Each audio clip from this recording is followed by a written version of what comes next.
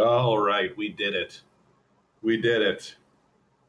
Little late, little tiny scrap late. 3 minutes. I feel like that's within tolerable operating parameters.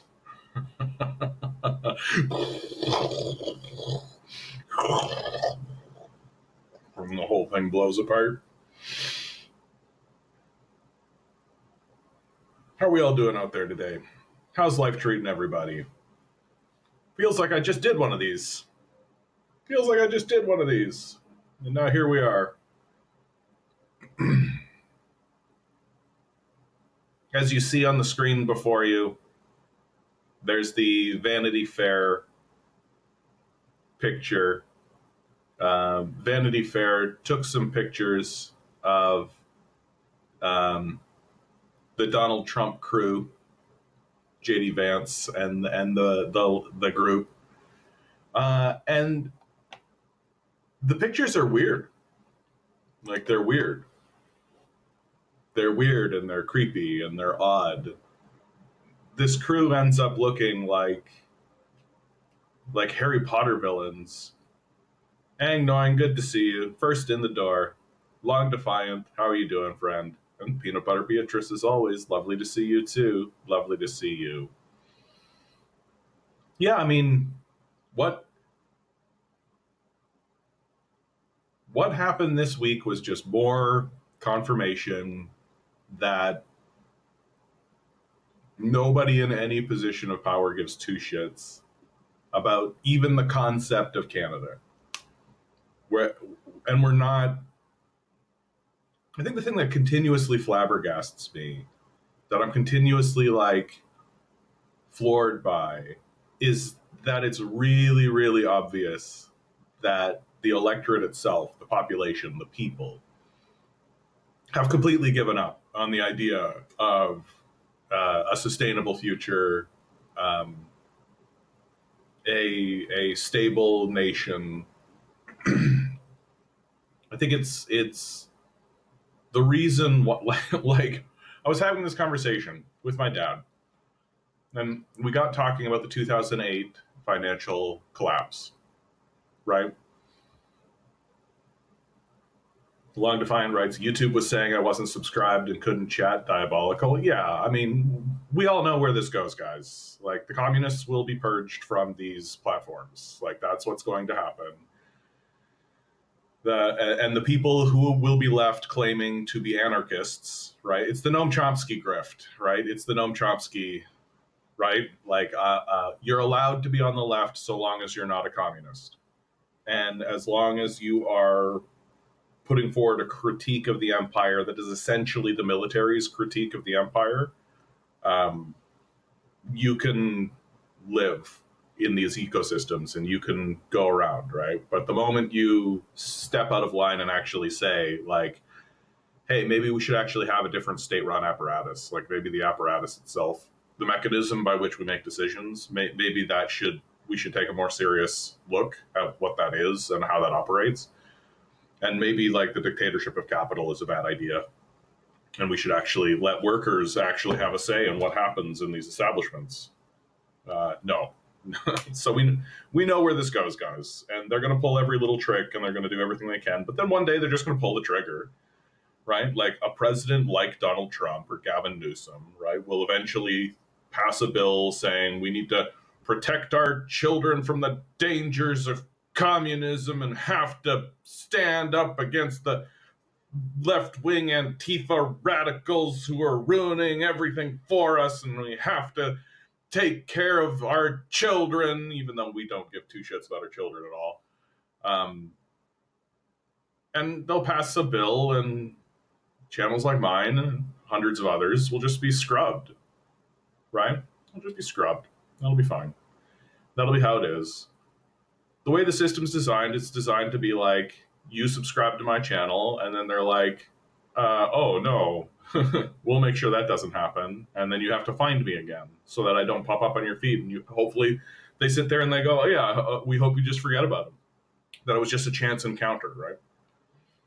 So it's pretty I don't know, from my side, from my perspective of things, it's pretty obvious that that's what's going on. Like, we're gonna eventually, I'm gonna hit record and nothing's gonna happen. And it's just how it's gonna be. So, love me while you can, listen in while you can, because eventually it all ends, right?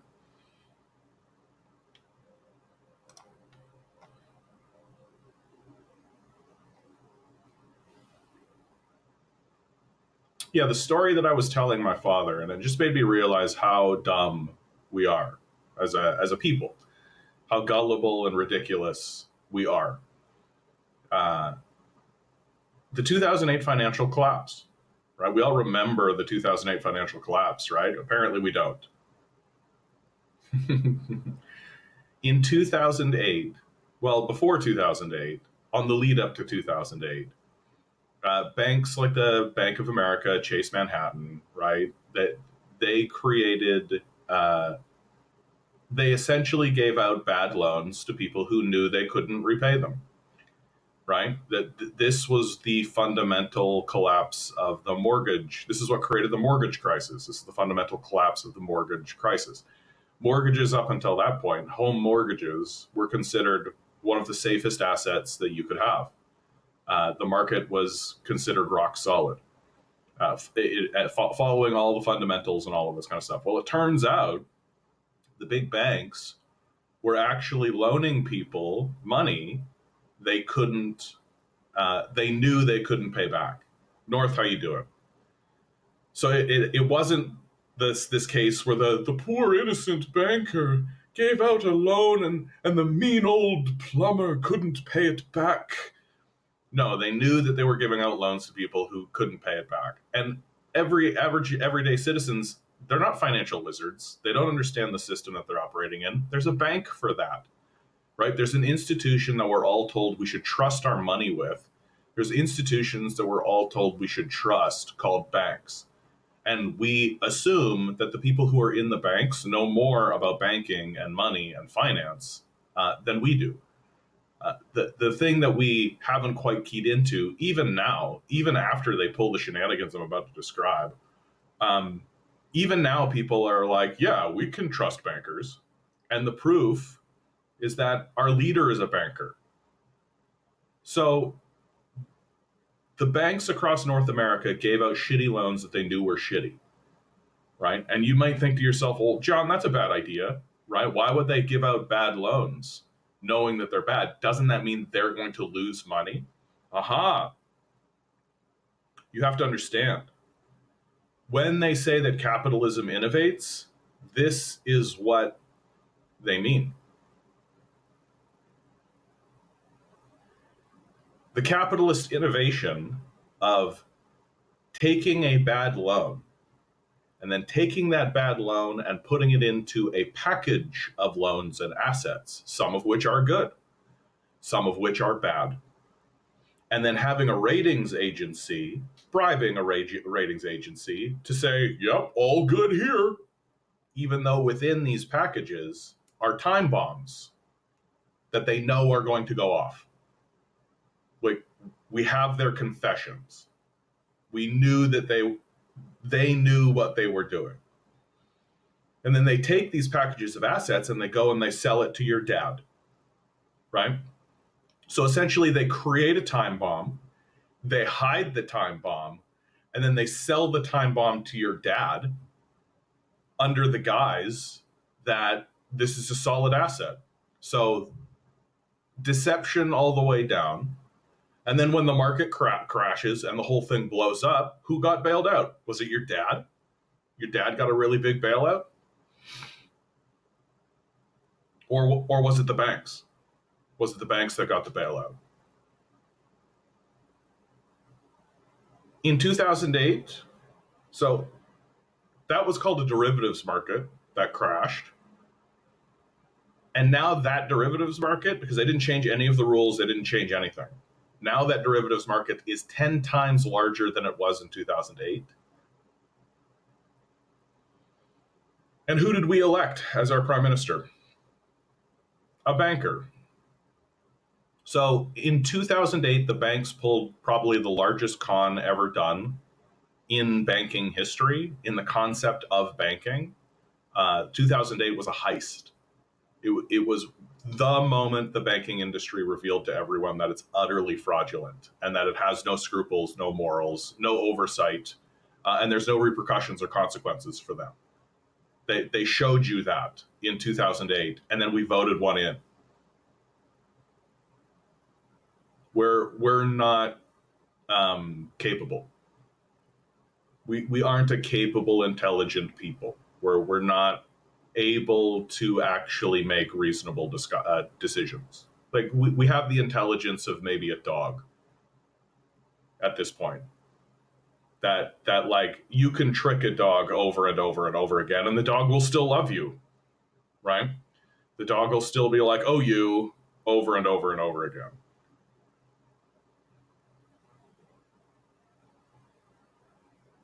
North writes, yeah, you mentioned Noam Chomsky. I saw the picture of him with Bannon being all buddy buddy. I thought he was a well-respected figure amongst the left. Well, the thing about Noam Chomsky that you can't take away from him is that his criticisms of his own country are accurate. That and that the stories that he tells about the American empire are accurate.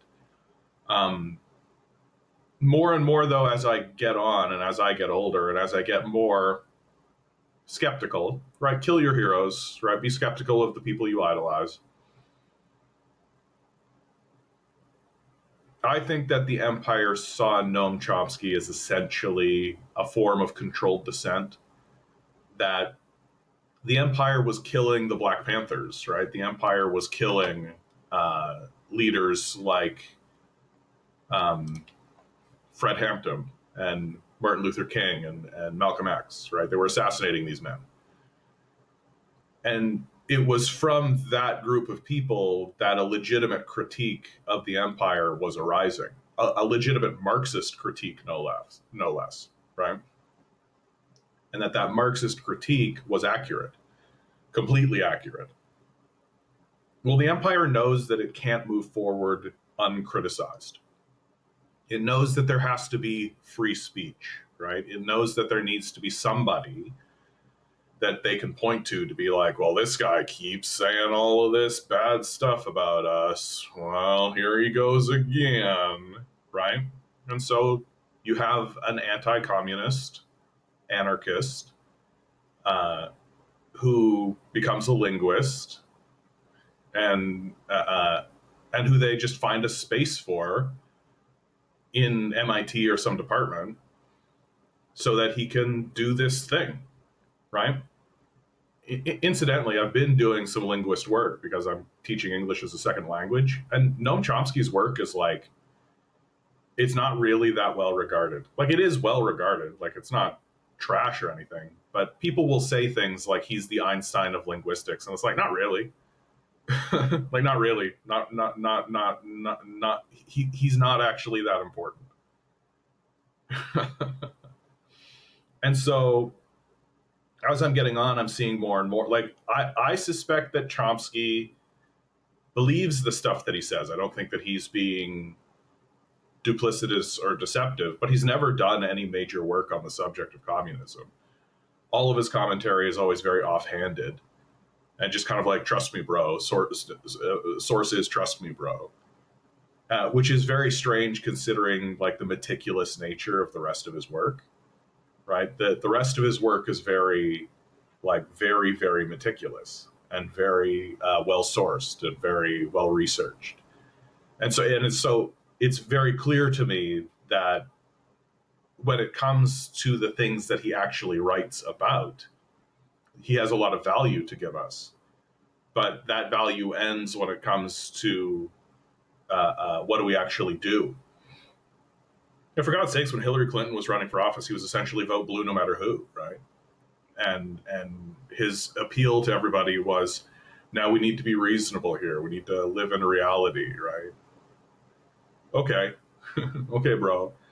Like the reality of destroying Marxist groups, the reality of the destruction of communist organizations, right? Which Chomsky like Chomsky opposes communism, opposes communists. And so at the end of the day, as I go back and take a look at some of Chomsky's stuff, I sort of think to myself, it looks to me like Chomsky's role in all of this was to essentially be a critique of the military and the empire, to replace the criticisms that were coming out of the Black Panthers. And that it's likely that Chomsky was pretty close to the military and had close military ties.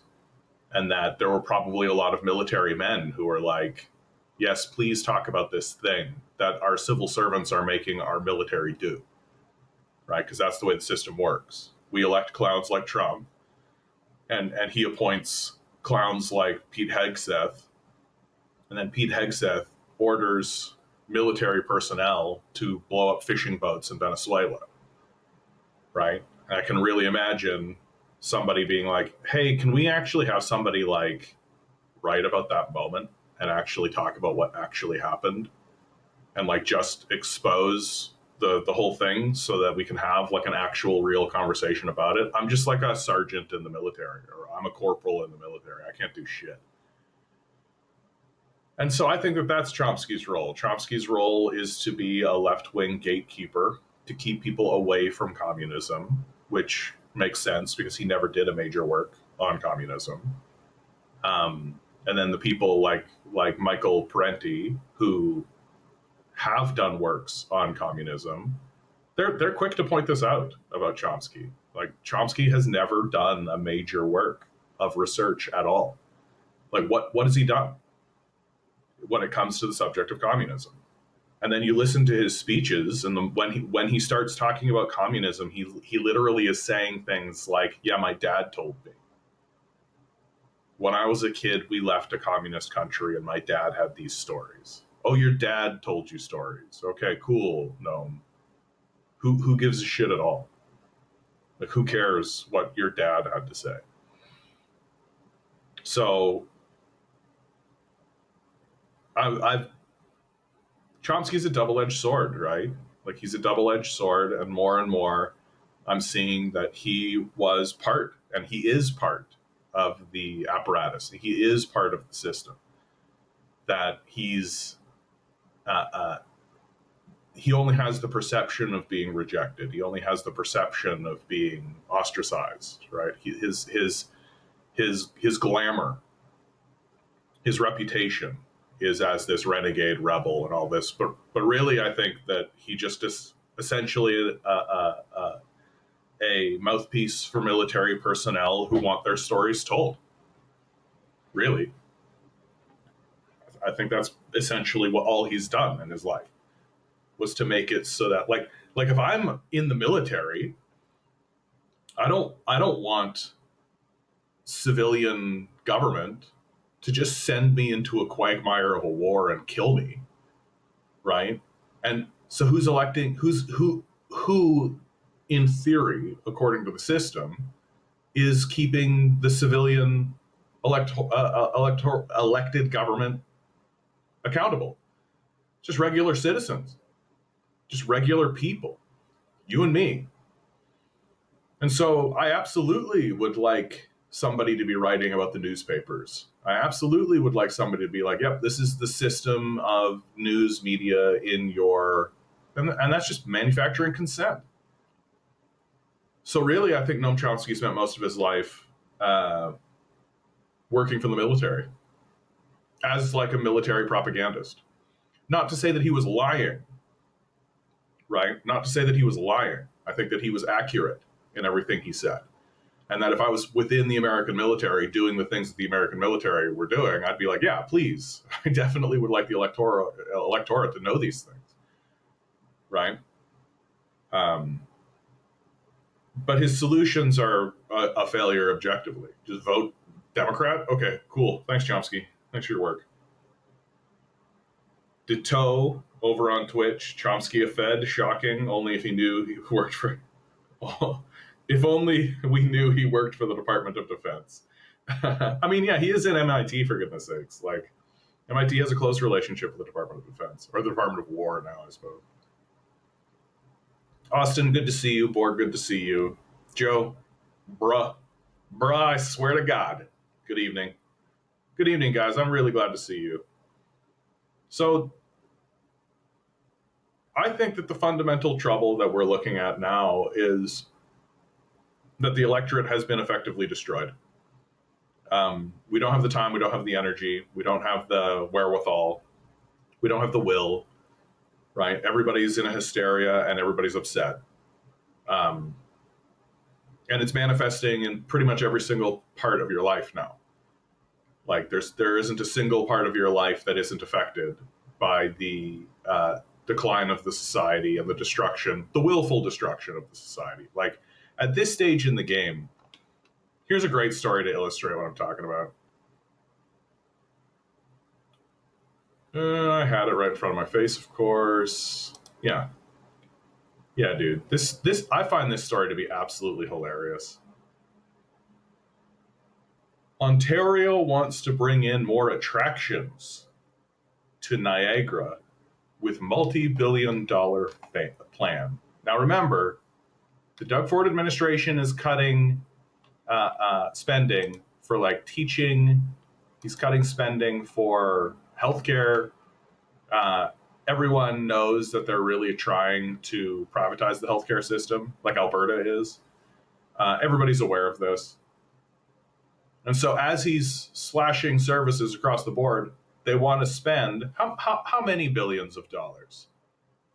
They want to spend what? 3 billion. No, sorry. How much are they spending? Yeah. They say it's going to generate $3 billion for their friends, right? $3 billion for their friends. Does the article even say how much they want to spend? That's annoying. So they want to spend billions of dollars in Niagara Falls. This is more than just tourism. It's economic growth, job creation, investment, and prosperity. Yeah, all of the neoliberal grift, right? Just basically standing up and being like 9/11 and having the SEALs clap. It's economic growth for their friends. It's job creations, the jobs that will be filled by the slaves that we get from the temporary foreign worker program. Investment in me and my friends, and prosperity for me and my friends. That's what Ford means, right? That's what he's talking about here. And essentially, what he's doing is he's setting himself up for a nice retirement in Niagara Falls, so he can have a casino and a Ferris wheel, right?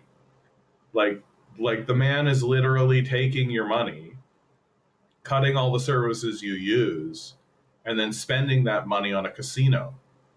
Is literally what he's doing. It's not hyperbolic to say that. Like, if you go to the doctor, if you use transit system, if you have been taught by a teacher, right? All of those things are degrading, right, in quality, are getting worse. But you know what's getting better in Ontario? The amount of casinos we're going to have. And that's considered prosperity to Doug Ford, right? Well-paid, healthy, happy teachers, well-paid, happy nurses and doctors, well taken care of transit professionals, construction workers. That's not prosperity. It's not prosperity to have an electorate that's actually doing well and is actually stable and strong. That's not prosperity to Doug Ford. What is prosperity to Doug Ford is a casino.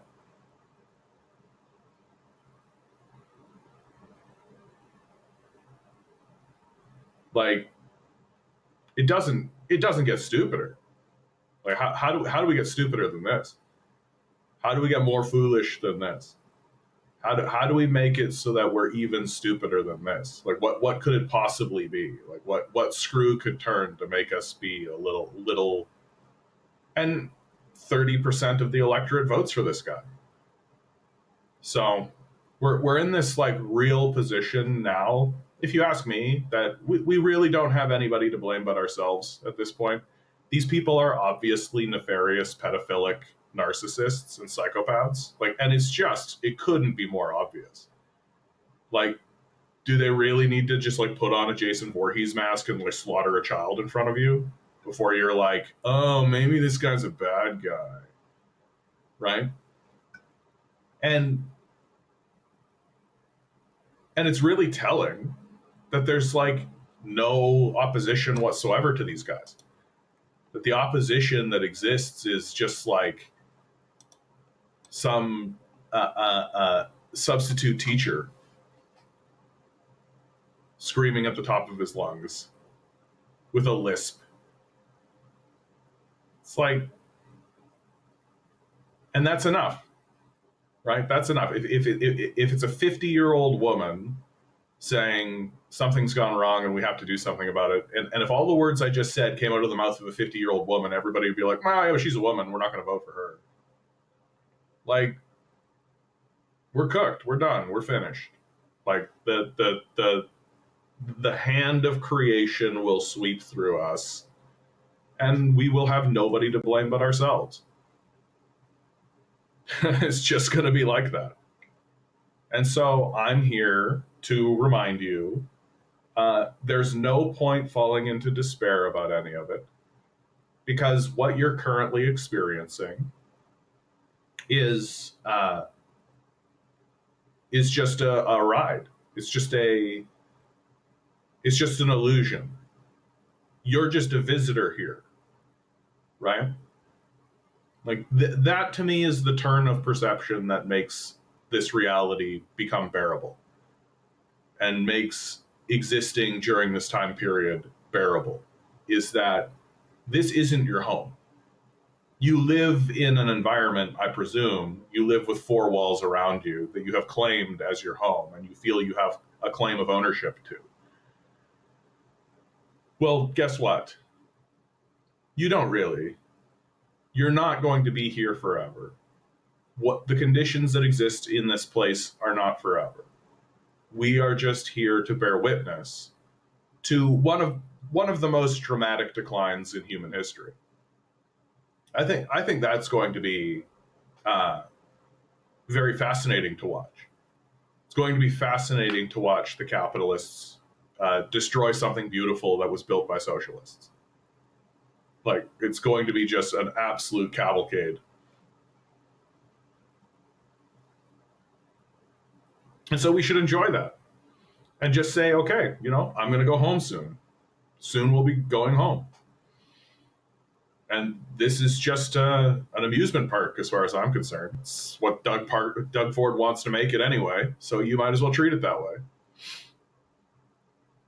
Long Defiant writes, my business clients are still looking for electricians. Yeah, they won't pay, but they won't pay at prevailing wages or even market rates. The work is there. Classes are negotiating with each other. Yeah, the capitalists want to pay $0. They've made that, I don't know how they could make it more clear to you. Like, here in Canada, we have a program called the Temporary Foreign Worker Program. It's a slave system, just as naked as it can be. Like, we do slavery here in Canada, and it's called the Temporary Foreign Worker Program. It's a slave system. The people who are in it call it a slave system. Anybody who has observed it from outside, I believe it was Amnesty International, called it a slave system. Like, so we're pro-slavery. The liberal government and the conservative government are pro-slavery. We like slavery. And a big reason why the big immigration spike happened is because we needed to drive wages down. Right? We couldn't improve conditions and make things better for anybody at the expense of Galen Weston, right? Like, so we need to bring in a bunch of desperate, poor people from regions that were responsible for bombing. And that's what we do, right? We're pro-genocide, we're pro-slavery, and it looks like the electorate is completely fine with that. The electorate is just like, cool. Or at least the electorate is like, oh, it's too much to think about. I'm going to go keep working for somebody I've never met for wages that don't pay my bills. And we're just going to keep doing that. Because we're not smart. Like, we're not an intelligent people. We're not, like, for all the elbows up talk that Canadians have, we don't get elbows up for anything, for our children. Like, we're not elbows up for nothing. If the Trump administration strolled in here with the military, we'd all bend the knee.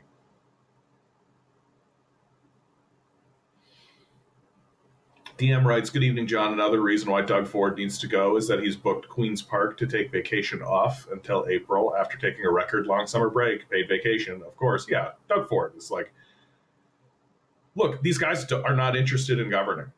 And they tell you, right? Small government, right? Efficient government. It just means no government. Like they don't want the government there at all. Like the only reason they use it is because it is a mechanism by which the populace could retort, theoretically, if the populace had the spine or the gall to do so, which we don't. It's amazing how they can lie to us over and over again and betray us over and over again, and we still are like, well, I don't. And then if anybody shows up and is like, vote for me, I'll make sure that you have food. People are like, I don't know.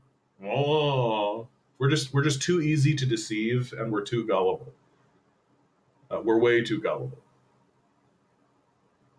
Long Defiant writes, "My one client has a 35% profit margin, dead serious. They won't pay market rates. Insanity." Yeah, because look, this is the fundamental fatal flaw of the neoliberal mindset, which the religious ideology of neoliberalism, right? So the religious ideology of neoliberalism says if we give all the money to a small group of people, right? If we give all the money to a small group of people, they will reinvest that money, right? They don't. And the entire point of allowing a quote unquote free market to exist and this kind of investment idea to exist is that it creates this cyclical economic growth. But what happens when a person has so much money that they can just basically sit back and be like, I don't really need to do this, right? Like when you have a person who has $1 billion, there isn't a single thing they need to do. They don't need to invest anything. They don't need to go anywhere. They don't need to make any decisions, right? Unless they want to feel like a big man, like Musk here. Like, they just sit on their money. And they can always negotiate from that position. So they can always wait, right? And they can always walk away. And so their terms are work for me for nothing, be my slave. And that's it. That's their position. And if you don't go along with that, then they'll just say, oh, okay, then nothing will happen. And they'll just sit on it. Because they can. Like, this is the fundamental fatal flaw of the religion of neoliberalism and why it isn't a science, why it isn't actually economics. Because it doesn't actually make observations of reality. It makes assumptions about reality and then refuses to pay any attention to the evidence. So if you actually wanted these guys to start negotiating from a position that will actually benefit anybody, then we should strip their assets. We should make them as poor as everybody else. We should put a cap on this shit and just basically say, you're done here. And when they cry about it, we say, yeah, I like it when psychopaths cry. I'm completely fine if a psychopath wants to start crying. And the idea that they're not psychopaths at this point, I'm just like, what are you fucking talking about? They're obviously psychopaths. North writes, I regret getting into conservative politics when I was younger so much. Yeah, I mean, that's part of it though, right? Like, when you're a kid, like, the reason why there is a conservative party and the reason why there is this like right-wing thing is because the moronic ideas of children are innate and basic, and they do require a response. We've just politicized, we basically politicized a kid crying saying, I don't want to go to bed. That's basically what we've done. That we politicized politicized are icky. We politicized the ignorance around gay and trans people. Like we politicized these things. We basically just said, oh, you think girls are icky? Well, then you should vote for me. I've got this girls are icky bill. Right? We'll show those girls. And that's your politics, baby. Like, that's what it is. And so you should be forgiving of yourself Because, first of all, it's normal for a child to have these thoughts and to think this way. It's completely normal. Uh, and you should be outraged at a system of government that essentially exploited you and exploited your position in order to get your support, right? Oh, you think girls are icky? Come to the girls are icky party. That's it, right? And it does sort of pay to remember, guys, that like huge segments of the population think that like Jesus Christ is coming back at any moment, that the earth is flat, you know? There's so many belief systems that are completely unmoored from reality that of course we can be taken advantage of. Like of course we can be given narratives and have those narratives and believe that those narratives are respectable or even worth tolerating, right? For a long time people were like, just get a job. And here we are in like a record high unemployment crisis, and there's still idiots walking around. Doug Ford said go get a job to somebody recently. Like these people are detached, narcissistic psychopaths, and we're not recovering from it. Like we're not, and I don't think we're interested in recovering from it.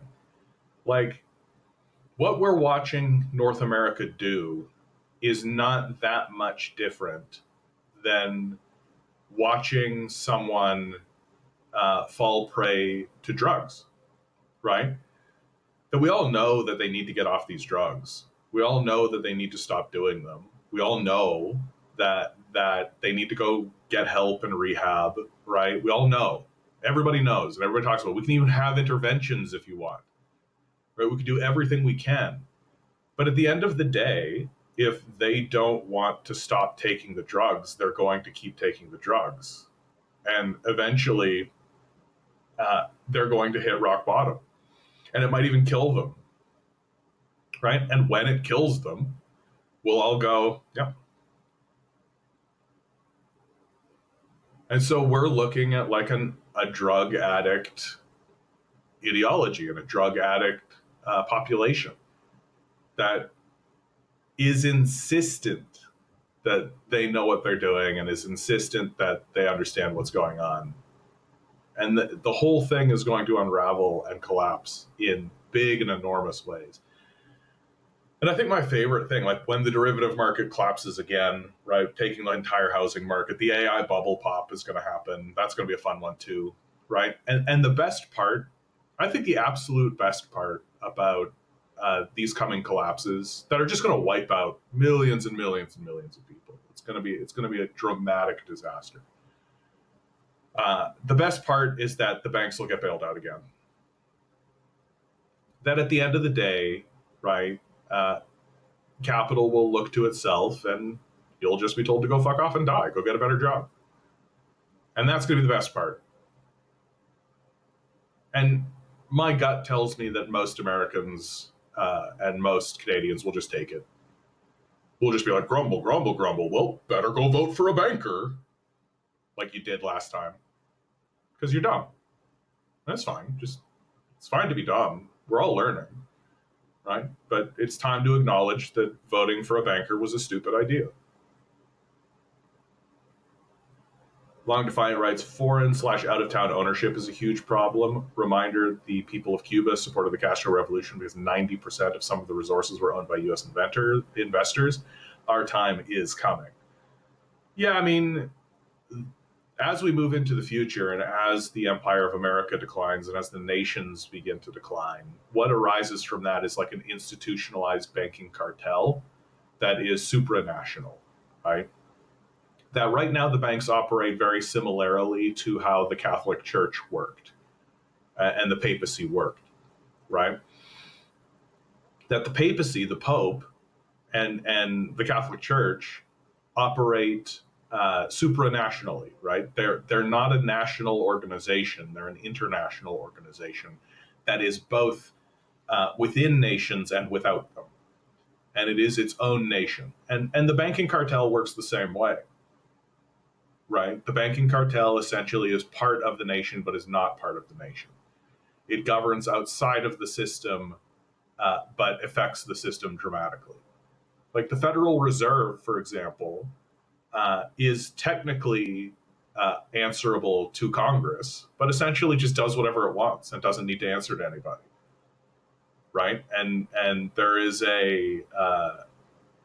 an aura. There's like a Tower of Babel thing happening with the Federal Reserve, where the Federal Reserve can say whatever it wants and do things like, we're going to do quantitative easing, and nobody has any idea what they're talking about. North says, do you still have any hope, John? Hope for what? Right? Like that's the question. Hope for what? Like let's lay this out, North. Okay, let's lay this out, because I think it's a matter of perspective. Like, what are you hopeful for? What is this hope you speak of? What is the vision that you have of hope? What is this hope? What is it you're trying to get out of that? Because you live in a system, right? A natural system, a natural environment, a natural universe that crushes you up and eats you. That's your fate. It is written within the stars that one day you will not be here. You will close your eyes and you will go, right? You'll go back home because you're just a visitor here. And that's the innate, natural, normal part of being alive on planet Earth. And so what hope is there for that, right? From this position, we speak of hope. Okay. You will be crushed into dust, but we still speak of hope. And so we must be speaking of like some vision, some abstraction, some thought that we have of what might occur, what we hope occurs. Hope for society. Is there something that could happen in the future that might change things? I mean, not in the short term, not in our lifetimes. Like, things are going to happen. Things happen very dramatically and very quickly. You think about, like, I think about my grandmother's life, right? My grandmother went from no plumbing, no electricity, no systems like that at all, to literally the internet, planes. It's a dramatic shift. And dramatic shifts like that are completely possible. The shift that we are experiencing is the decline. Like, we are going to experience the decline. And so it's going to be the opposite.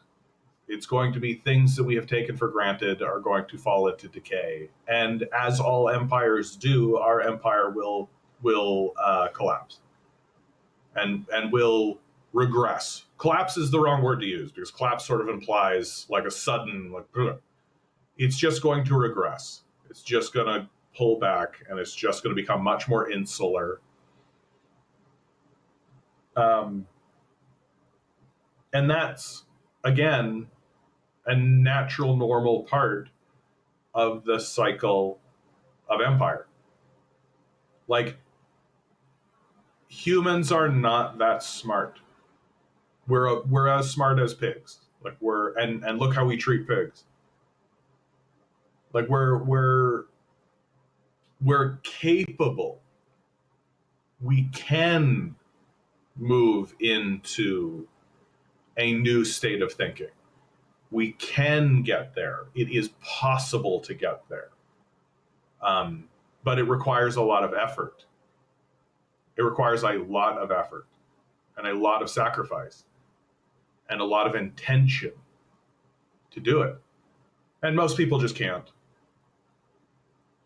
It's not that they're given the option and they won't. It's just that they're on these rails, right? That we have an education system that essentially wastes your youth. And the purpose of wasting your youth is so that you don't actually figure out what's going on and create like revolutionary fervor. Because a revolution against this system is exactly the only thing that will matter anymore. You can go have a little march and do a little protest all you want, right? But until serious things start happening to the political class in a serious way, to let them know how serious things actually are for them personally, not for you, right? They don't give a shit about you.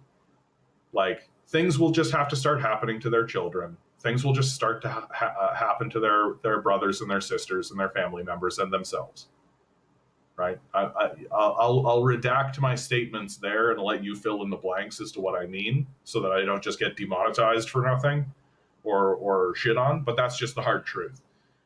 That is not going to be until we start to see like a Luigi Mangione moment, like every week, that the political class might actually start going, oh, okay, I guess I can only have $100 billion instead of $150 billion. Okay. Right?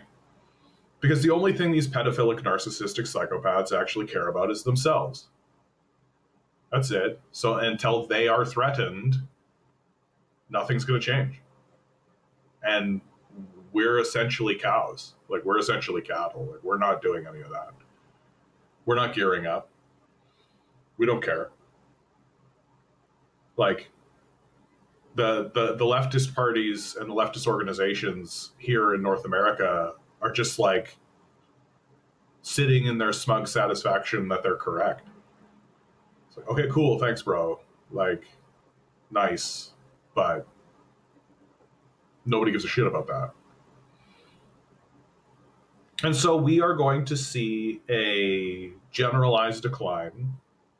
I suspect that by the end of my life, we'll be seeing states and provinces declare their independence and start the secession process. That, like, states like Florida and Texas will just be like, we're better off without needing to answer to this kooky organization, this like dead edifice of a federalized government that doesn't actually function properly. Because it was never designed to function properly. It was designed to let the rich split up the spoils. That's all it was ever done. And eventually, the spoils that are going to come out of California or Texas is going to be considered burdensome to the people of California and Texas, and they're just going to say no. Provincialism sounds pretty good. I mean, one of the things that's not really well understood here in Canada is that the premier of a province has a lot more power than you think. Like, we tend to think of like the prime minister as like the ultimate power, right? And there is a bit of truth to that. Like, the prime minister does have quite a lot of power, but the premiers have a ton of power. Like, premiers can get things fucking done. Like, they don't need to come asking for any other organization. Like, if Doug Ford wanted to nationalize the telecom system in Ontario, he could do that. He has the power to do that, the authority to do that. Like, that's how you know these conservatives are just dead-brained morons. Like, their big idea is, let's make a Ferris wheel. That's their big idea. Let's build a casino. That's their idea. Like, we're going to make a spa. That's their idea. Like, these people have no ideas. They are stupid. Like, they're very, very stupid people. And we love them because they remind us of us.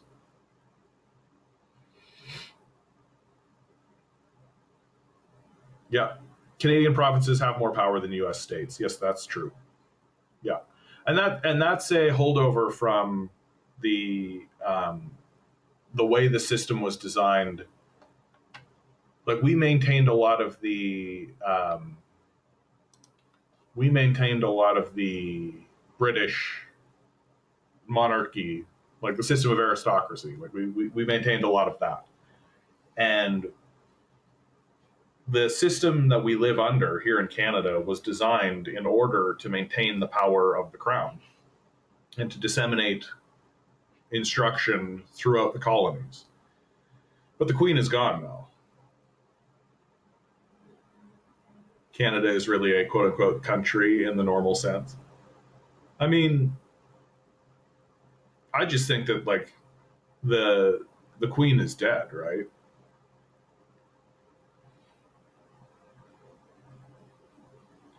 95% of people don't or can't lead.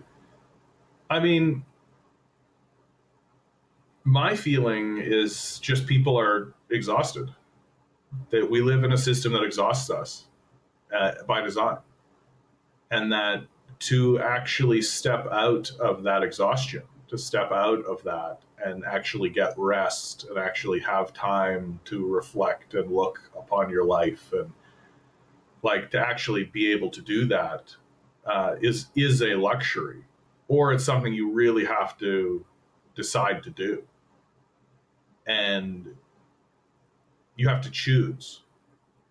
And because you live under the religious ideology of neoliberalism, resting is considered a vice, right? Productivity is a virtue. If you're highly productive, you're virtuous. If you're relaxing, right? If you're meditating, if you're slowing down, if you're doing self-care, right? Then that's the vice. It's only been extremely recently that the system of capital has actually said, "Oh, okay, people do actually need to rest a little bit, or they'll burn out." And people are so demanding that they actually get some rest that the system of capital has now monetized it and created a language of monetization. But the idea is always, right? Do self care so you can be a more productive bunny, right? That's always the pitch.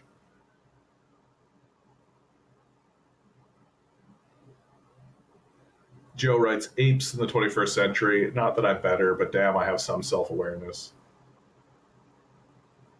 Yeah, I think that lots of people just get on the rails and they just let life happen and they just go through it. I mean, I, I'm guilty of doing that. I think that everybody has done that at one point or another.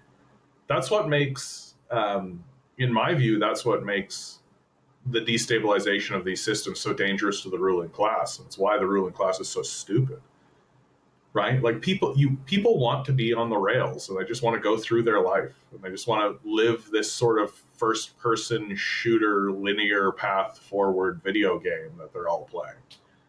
But if you come along and destabilize it and throw them into homelessness and cause them a lot of problems, right?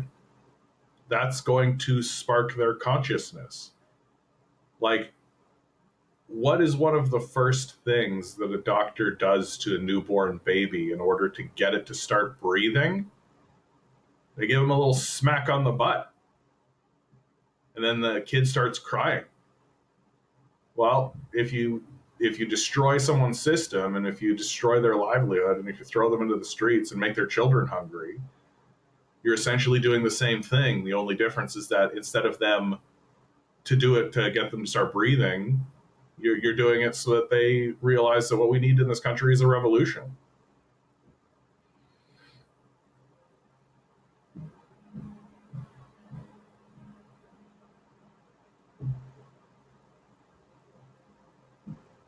Yeah, the sheep will require tending, but the leadership class can comprise holders of any formative philosophy.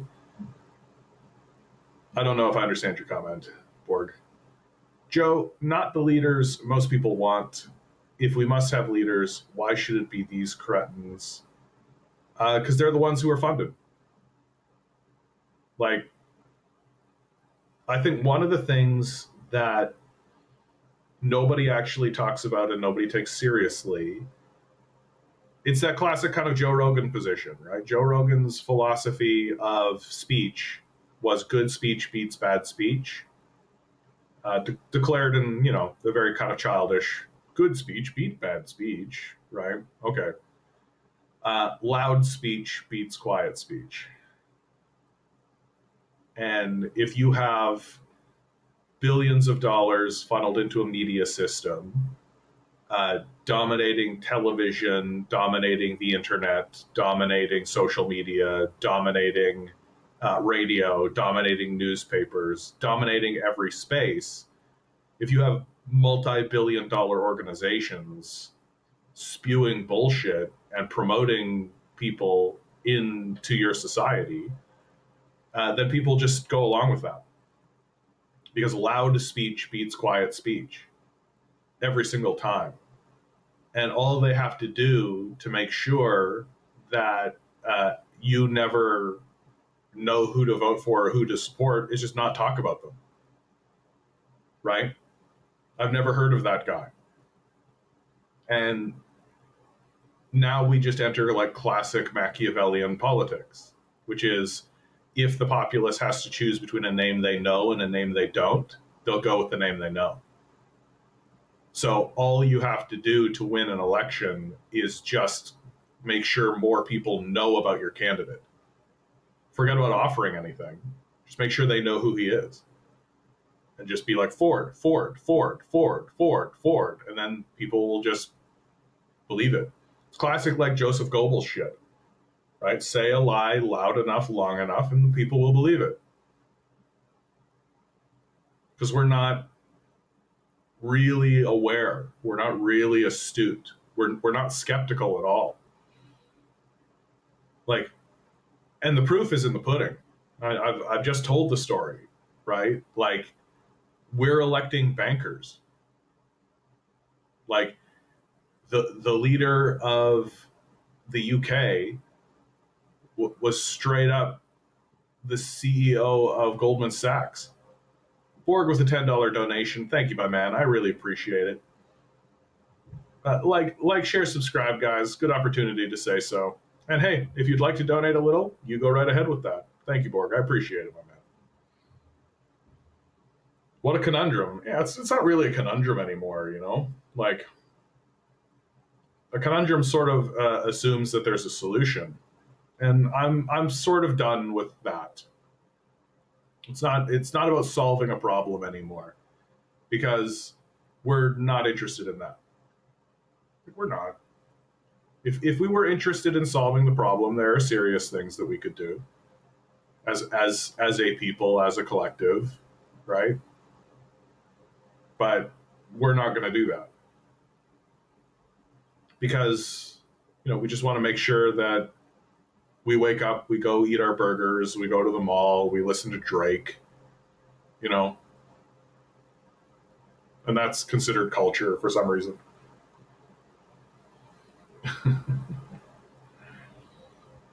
And so the thing, like, I know that when I talk this way, it's very depressing, that people can get into a depressive state and think that it's like, oh, John, the narrative you're talking about, it's so hopeless. Like, I'm really trying to instill in you guys that this is just a ride. This is just an experience, right? That your home is a state of peaceful nothingness, right? The place that you actually live, the place that you spend the vast majority of your time, is actually this quiet nothingness. Total peace, everything's completely fine. And you came here to have an experience. And you're having an experience. You are having experiences. And if you just stand in one spot for a little while and do nothing and just experience the experience, observe yourself having the experience, bear witness to your own experience as the person who is having the experience, you can kind of step out of the experience and be like, okay, this is just a series of events that are occurring. I can interact with them to a certain degree. And then you can really start to enjoy yourself, I think. Like if you load up a video game, like, look at the video games we play. Like, the video games are way worse. We spend a lot of time in, like, hell. Like, you'll go to hell to have an experience. Like, in games like Dark Souls or Elden Ring or something like that, you literally go to hell. Like Diablo is going to fight the devil in hell, right? Doom, you go to hell and you fight demons in hell. And you fight these guys and there's blood and there's viscera and there's gore and the whole thing is just violence and ridiculous nonsense. And that's where you spend your time to relax? You enjoy that?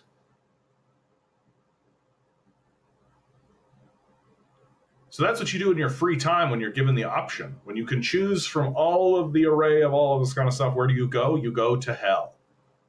To fight demons in hell. So compared to that, this is pretty all right. This is fine. That what we're experiencing has a more subtle impact, right? It's a more subtle impact because it's an oppressive malaise. It's just a malaise, right? It's just this aura, this cloud of depression and downward action that everybody's experiencing. That we're all just like, At least if you go to hell and fight demons, there's something like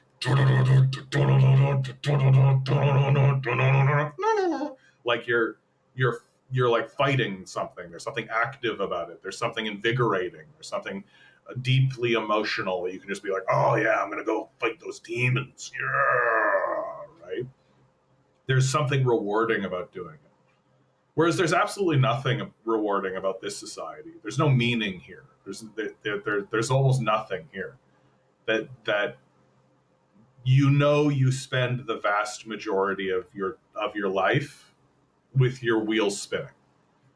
You know that you're spending the vast majority of your life having to deal with a system that does nothing but waste your time. Right? That it is fundamentally designed to just make you a hamster on a hamster wheel, and that's the fundamental structure of it. And we hate that. We think that that's lame, and that's stupid. And so, my feeling is that you can either just accept your position as the hamster on the wheel, or you can just walk away from it. That's not easy. Right? You sacrifice a lot doing that. But at least you're off the wheel.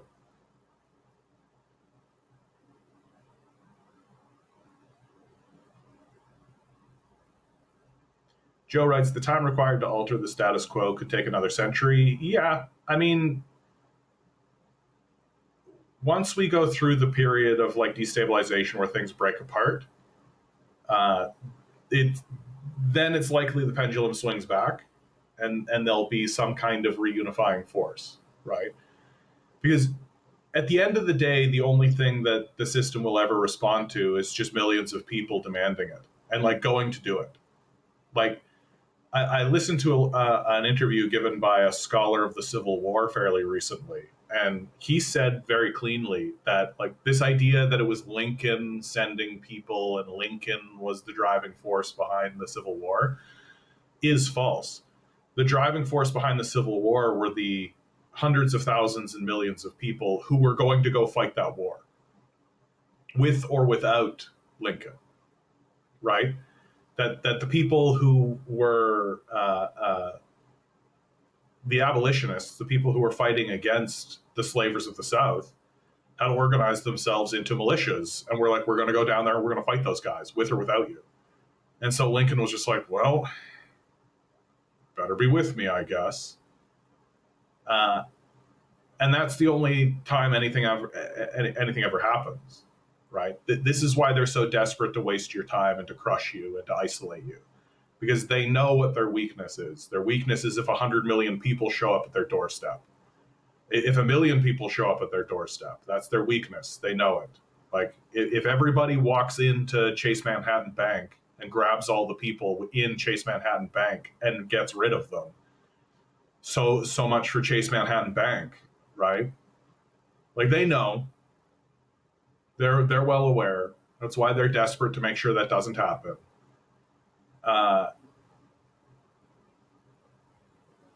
And so, because that's not happening, we're going to see the generalized collapse. We're going, like, I'm dead certain that near the end of my life, it really is going to be like it's already really obvious. Like, it's already really obvious that we're ruled by like pedophilic, narcissistic psychopaths, like really naked. But we're yet to turn the screw to get like the public actions that make it so nakedly obvious. And I'm talking like the Roman Empire used to do public crucifixions. The American government used to publicly hang people. We're going to see the same shit. We're going to see the same shit. Just the government is going to just do public acts to show everybody this is what happens when you stand against us, and it's just going to be full naked, open imperial fascism. Like, it's going to be as obvious as it can be, and in a way, it'll be really refreshing because then the bullshit will be gone. Right? It'll just be like, oh yeah, okay. So we have the Nazis over here, and then we have cowards, so liberals over here, and then we have people who are actually fighting against the Nazis over here, and it'll be like that. And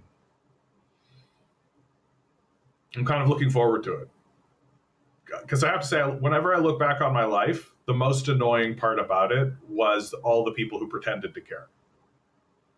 That was the most annoying part. All the the falseness, the fakery, the insidious lies that come out of the mouths of liberals every single time.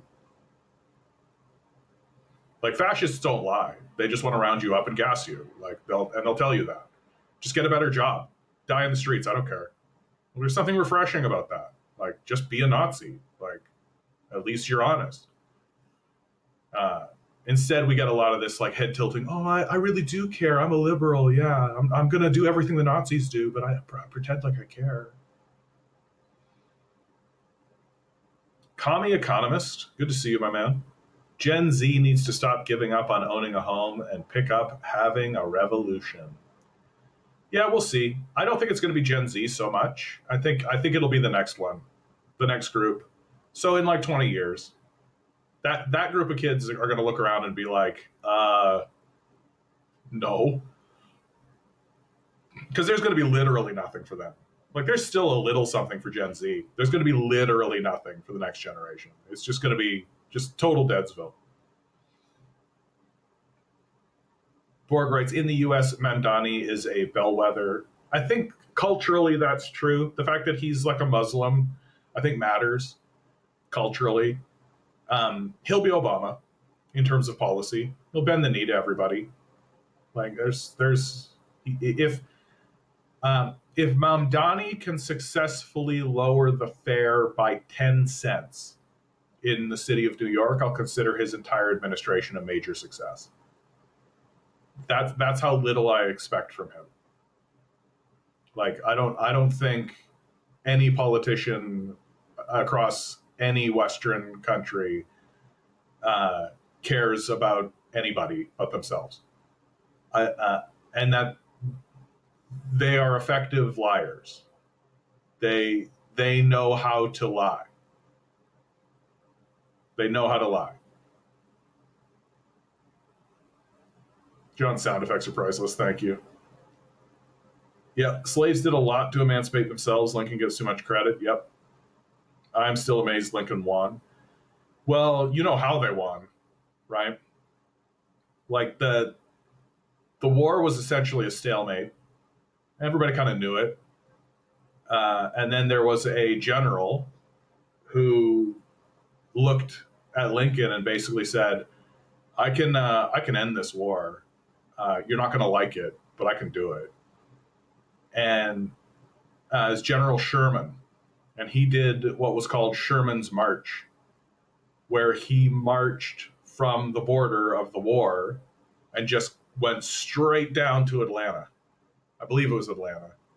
Anyway, he cut straight through and he cut the Confederacy in half. And he did it with a strategy just called torched earth, burned earth. basically he and his troops ate and destroyed everything in a straight line forward. Rail, food, factories, anything they found on a line. They killed everybody, they burned everything, they destroyed the entire system, and they made it so that this side of the Confederacy couldn't communicate and couldn't get anything done with this side of the Confederacy, right? And he did it so swiftly and so with military effectiveness that the Confederacy couldn't really respond in time before it was already done. And by the time it was done,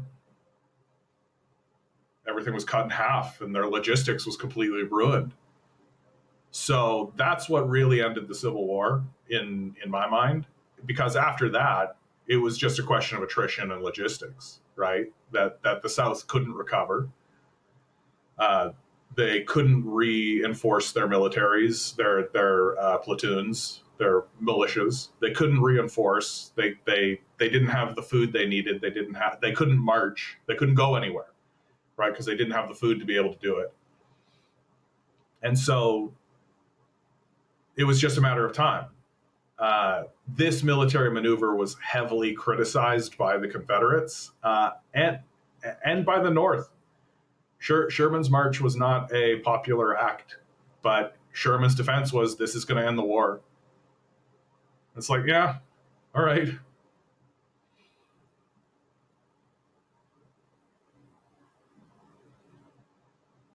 Long Defiant writes, the imperial core suffers from the aristocracy of labor. We benefit greatly from colonialism and global exploitation. Yeah, it'll be cool to see what happens to Europe as Africa begins to throw them off.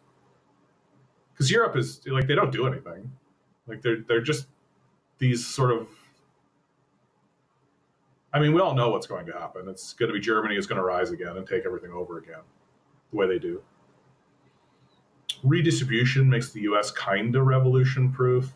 Only... I think I know what you mean, that, like, the states distribute goods amongst themselves. Only so far as if the giver states, that's a place like California, keep giving, right? And I don't think they will.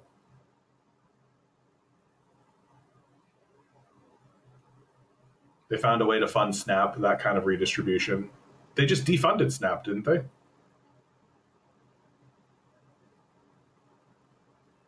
Ben, good to see you, Ben.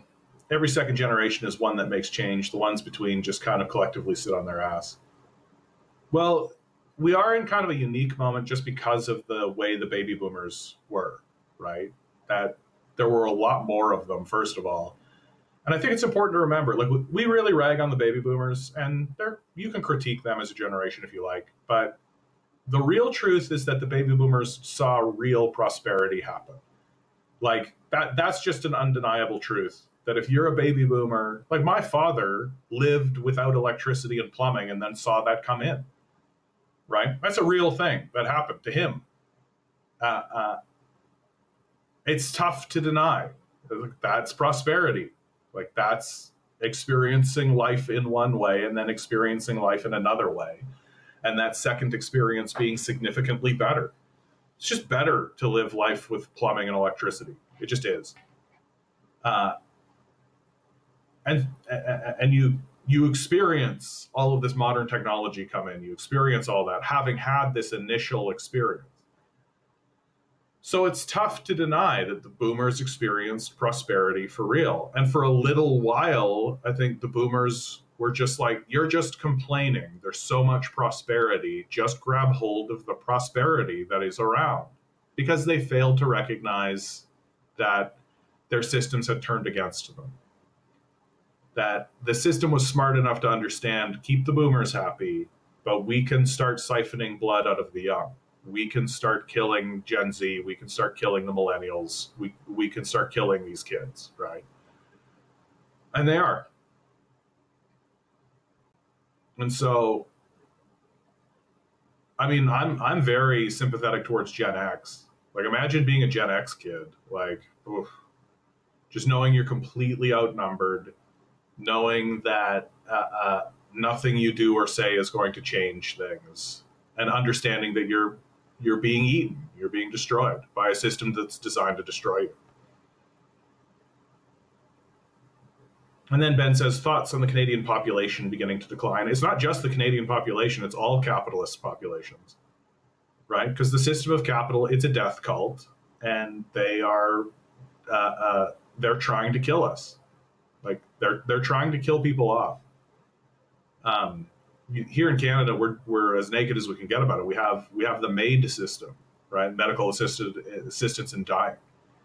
Like, if you're not productive in the capitalist sense of productivity, then we want you to die. We want you to take the pill, get the fuck out of here, right? We're not interested in keeping our elderly around. We're not interested in the wisdom. We're not interested in listening to what the previous generation actually had to say and hearing their perspective. Just get out of here. We're making widgets over here. We need somebody to make iPhones for 5 cents an hour, right? Like and because everybody's so exhausted and overworked and underpaid, nobody has time for romance. Nobody has time for sex. And this has manifested itself, like, the dating scene right now is a disaster.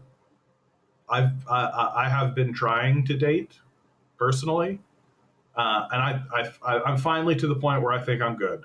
Like, I spent 2025 going out on a lot of dates and like talking to a lot of people and like trying to find a romantic partner, right? It's a disaster, guys. It's a total disaster. At my age, 40, 42, 43 soon, it's a complete and total disaster. Everyone is obviously in a hysteria. There's no peace to be had. There's no romance to be had. I would say like at least 40% of the female populace is not looking for a partner. They're looking for a henchman. And then another good percentage of them are batshit insane, like flat earthers, like literally. And this isn't to be like bitches be like. I'm not trying to say that. But it's very clear that the negative impacts of capitalism on the society is manifesting itself into our romantic lives. Who has time for sex? Who has time to get involved with it? And a huge amount of people in the dating scene, a huge amount of women in the dating scene are like going into the dating scene, and then if the subject of sex comes up, they explode. Like I have like text message, like I've got these. Here. I'll tell this story. I won't give names or anything. I had one woman sending me pictures of her like almost naked in at like a rave or a party or something, and I made the comment, "I'd love to go to places with you and be, or I'd like to go to naked places with you," something like that I said, right? And she basically wrote me like a thesis on why I'm a pig for saying that. We're good, like we're done. Like, women believe that they are allowed to inflame the passions of men, but if men comment on it, then we're the pigs. Got it, check mark. So we're not living in reality. We're living in a delusional space.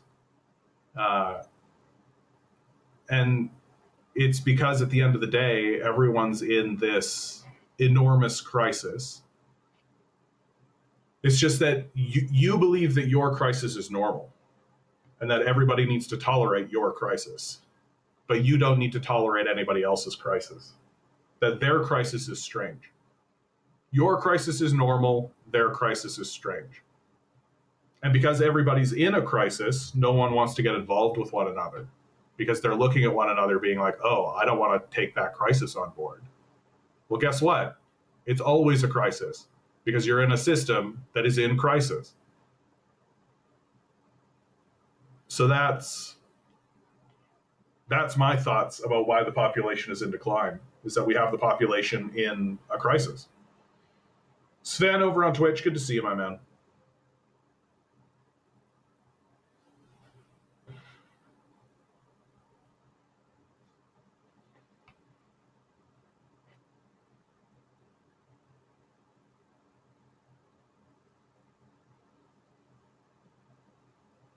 Joe writes, my parents are boomers and of the generation where they were convinced every generation would have it better than the last. Been a rude awakening. Yeah. Yeah, I mean, that's the thing that kind of surprises me about what's going on right now is that I'm a bit surprised that as things get so obviously bad, that the boomers are not finally going like, okay, we can't tolerate this. Like, there's a difference between a group of people who are like, things are so good, just embrace the goodness of how good everything is. What's the problem, right? I I look back on that and I think, okay, I understand why they were saying that. I get it. Like I feel it, right? But now, like now, things are obvious, right? Like where are the boomers? Where are they? Like I'm for real. Like I might spend the next half of my life writing a book about like how is it that an entire generation of people convinced themselves to abandon their own children? How did that happen? Like I can respect and understand why initially they would just be like, okay, yeah, these kids are just complaining. But now your kids are 40, right? You're on your way out the door. You're 70, 80, right? You're going to be dying soon. It's obvious that they were right. Very obvious. Where are you? And the answer is still totally betraying them. How did that happen?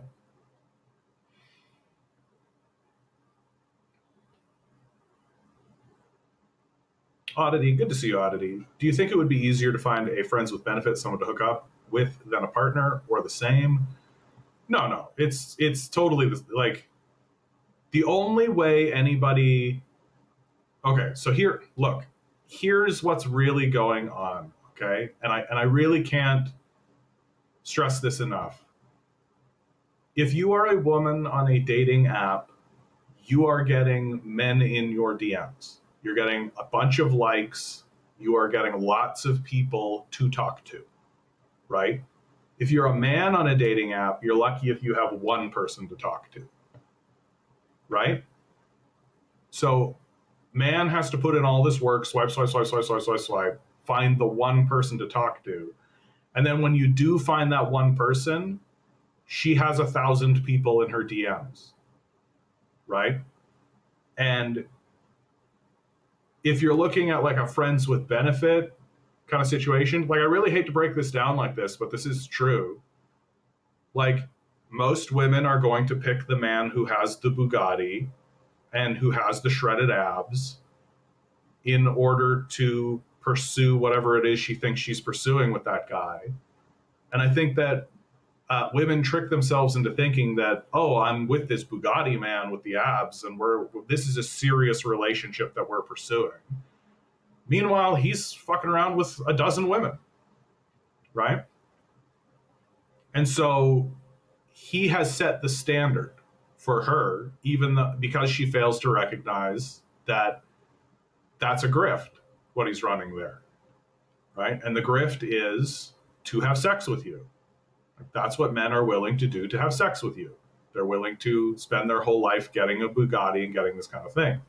So that sets the standard. Well, 60% of people live paycheck to paycheck. Like, and because these women have in their mind that, oh, I can catch this guy, yeah, to fuck, like to have sex with once or twice before he dumps you, right? And that's just like the hard truth. And you just have people who refuse to settle for what they should settle for, which is a normal person, right? They want to believe that, and like there's the Disneyfication. Straight up, guys, if you are on a date with a woman and she starts talking about Disney, you stand up and say thank you and leave, right? Because her standards for what she is looking for in a relationship are non-existent. Like her standard is so high that it's just like, what are you talking about? So like the well has been poisoned. The well has been completely poisoned. We have a first-time chatter over on Twitch. The hella good gamer. Oh well. What's your favorite game, bud?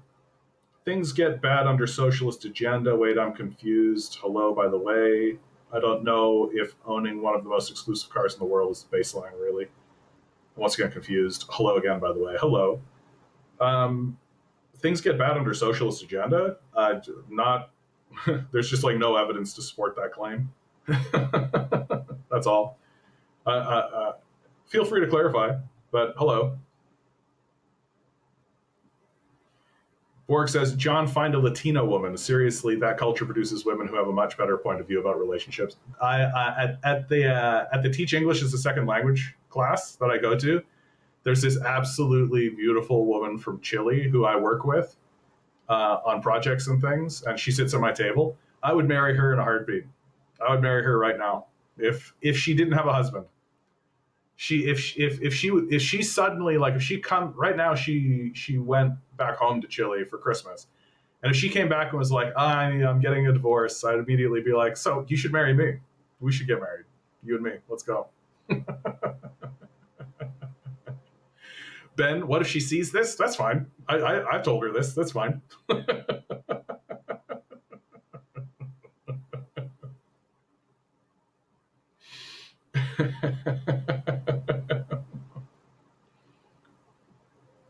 Ben writes, I think it's a struggle to express sexual desire without feeling like a creep. Well, I mean, I think that there is a double standard that has been somehow has gotten into the society where we're all told that we're not supposed to sex shame, like no slut shaming, right? They created this term slut shaming, right? So if you're a woman, you can do anything you want, and if anybody comments on it, we slut shame you. But if you're a man and you say, "Oh, I enjoy sex and I would like to engage in sexual activity," then you're a pig and deserve to be rejected. So there's a double standard happening for sure, where men are not allowed to express sexual desire at all, and women can literally send you naked pictures of themselves. And if you express sexual desire at all, then you're a pig. So there's something wrong happening. There's just something desperately disconnected with this picture.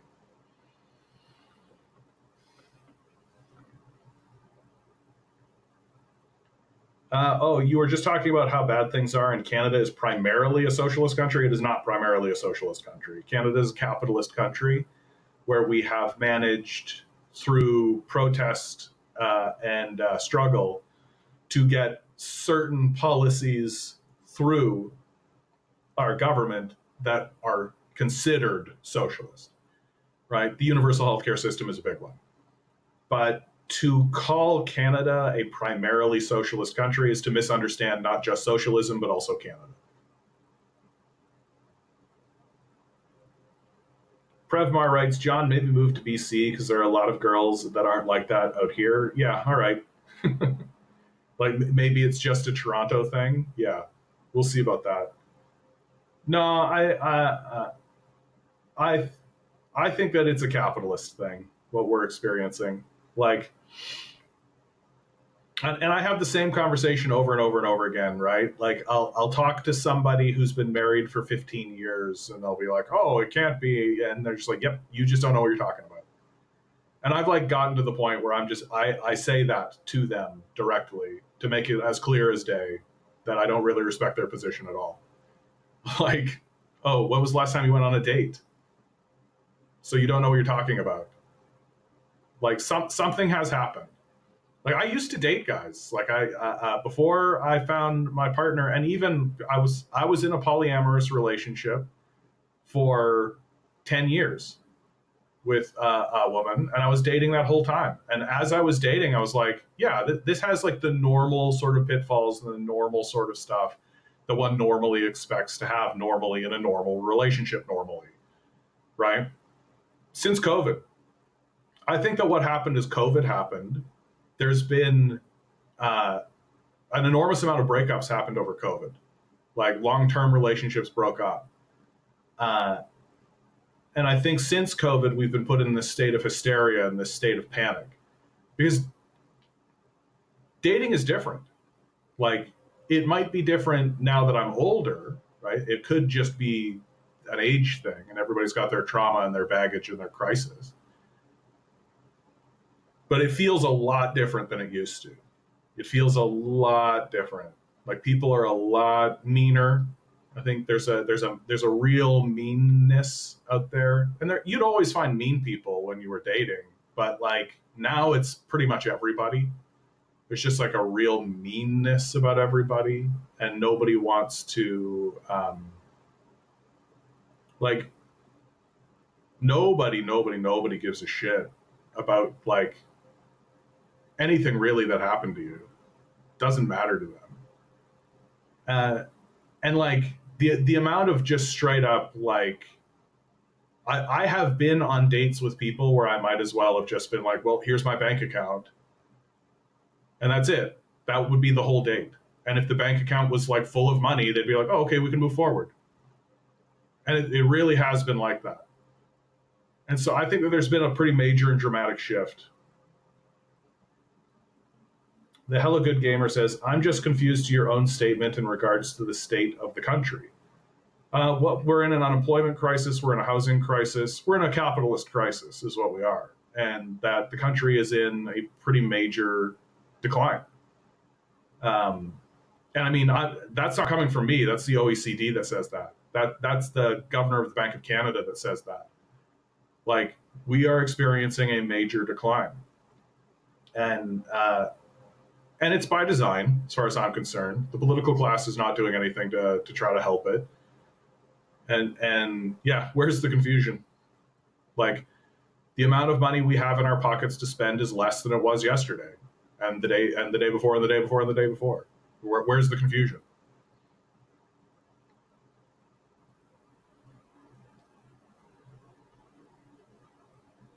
Ben says, your perspective is very similar to the manosphere influencers.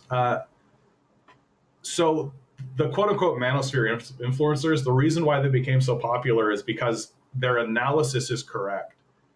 Their solution is not correct, right? That they experience the things that I'm experiencing and men are experiencing, because that's what's happening. Like, it is what's happening. And if you don't think it's happening, then you're not dating. So these things happen, but then the manosphere guys take you down the misogynist line, and they take you down the like bitches be like this and women be like this and women need to and women, right? Whereas my position is, oh man, I am definitely looking at people who are in like a hysteria and who are in a capitalist driven hysteria. And it sucks and it's unfortunate. And I can't really onboard that, right? I can't really onboard somebody who is caught in this whirlwind of capitalist drama and is attempting to take it out on me. You know, I can't really onboard that. So I'm not going to. But for me, the solution isn't like money up, get shredded, get the Bugatti, right? Because there's like a hollowness to all of that. That the solution is that we have to come together with men and women and confront the system of capital. Let people relax a little bit. Let people chill out a little bit. Like, let people have a nice time for a minute, maybe. We're not interested in that, though. We're interested in being productive little beavers.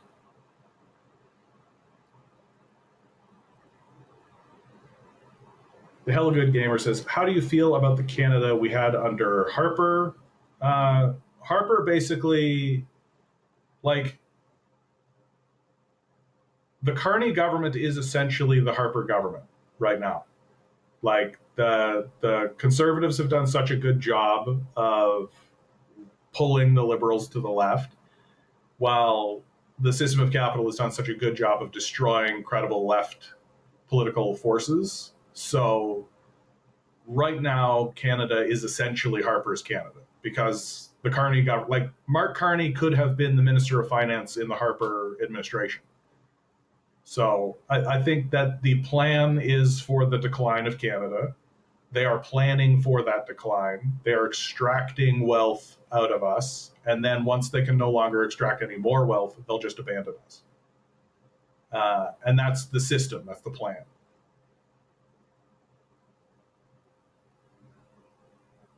Did Carney literally work in the Harper government? He didn't work in the Harper government. Like, he may have had conversations with the Harper government.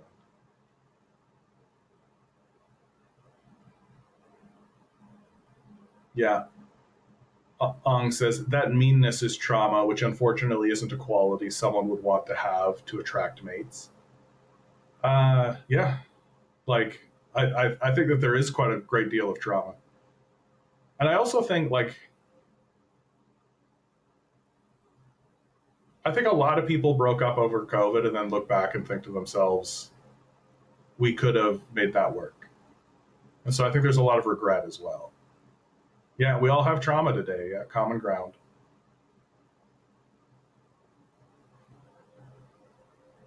Ben writes, Harper appointed Carney as the governor of the Bank of Canada. Oh, yeah, okay. So it's a fairly incestuous relationship, right? And so to answer the question, how do I feel about the Canada we had under Harper? Harper was not the beginning of the decline, but definitely like one of the main architects of the decline. The religious ideology of neoliberalism, which Stephen Harper follows, along with Mark Carney, is a disaster, and it's just going to continue being a disaster. And that we're going to look back at Stephen Harper as one of these guys who did everything he could to make Canada a much worse place for everybody under this fake religious ideology of neoliberal economics.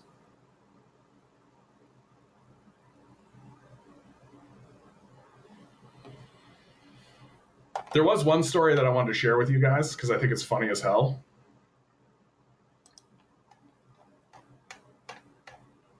Controversial victims of communism memorial won't include names. Here's a picture of it. So here in Canada, a bunch of Nazis lobbied our pro-Nazi government, who loves to applaud Nazis in Parliament, to put up a memorial to the victims of communism with a series of names on it. Turns out that the vast majority of those quote-unquote victims of communism were literal Nazis. Like literal SS Heil Hitler Nazis. Jewish organizations saw that and were like, hey, government of Canada, why are we erecting a monument celebrating Nazis and calling them victims of communism? And so the government of Canada has now finally acquiesced because it's, in bad taste to celebrate Nazis, although we love to applaud Nazis in Parliament. And so they've scrubbed the names. And so now, I love this picture. This picture is iconic. Memorial to the victims of communism? Nobody. Not one name. Where are your victims of communism? And so the Nazis embarrassing themselves, yet again.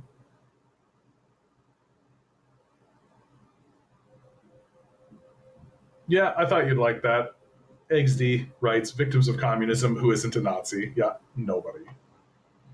Yeah, Nazis can't be victims because Nazis don't have rights.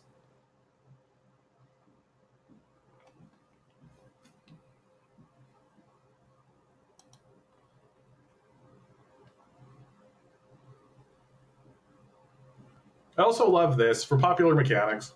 China planted 78 billion new trees and seriously messed up its water cycle. China does objectively good thing, But at what cost? But at what cost? And then they'll proceed to like write an article as if the Chinese are not aware of like the water cycle changes. And it turns out that the Chinese are like, yeah, we're going to plant 78 billion new trees. That'll change this water cycle, which means we'll have to do this and we'll do this and do this. But they won't report on that.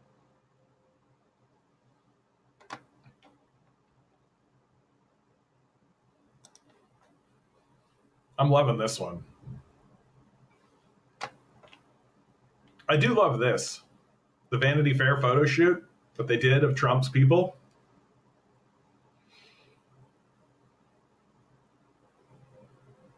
I love it. Like,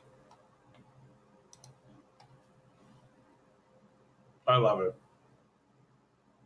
These people are nuts.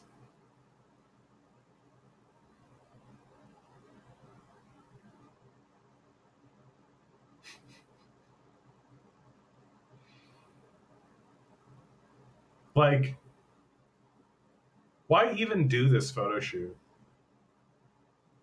Like, why even bother with this? Like, I don't see how they thought this could go well.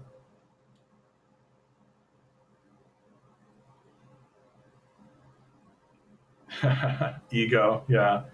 Vanity Fair is such an honest name for that rag. I'll give them that, says Joe. Yeah, fair enough. It's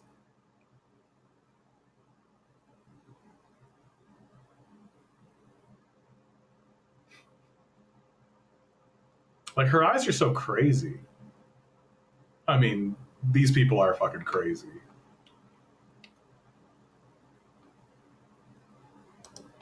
Oh yeah, and then there was this story. Remember that revolution or that overthrow that happened in Nepal, and everybody was like, "Oh yeah, the Nepal," and they used the One Piece flag, right? Yeah, it turns out that was a U.S. regime change operation.